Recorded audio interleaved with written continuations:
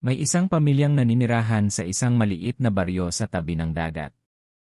Simple ang kanilang buhay, maaga silang gumigising para mangisda.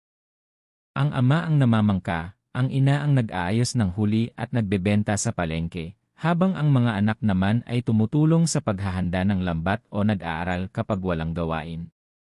Hindi marangya ang kanilang buhay pero masaya sila.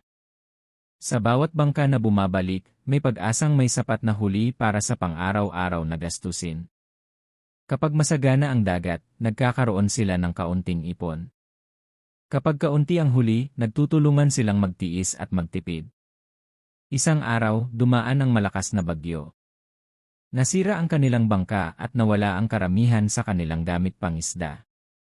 Pero hindi sila sumuko. Sama-sama silang nag-ayos ng sirang lambat, nagtulong-tulong sa paggawa ng bagong bangka mula sa natitirang kahoy, at humingi ng tulong sa mga kapitbahay. Sa huli, bumalik sila sa dagat, hindi lang dala ang lambat kundi pati ang matibay na paniniwala na basta't magkakasama, kakayanin ang anumang unos.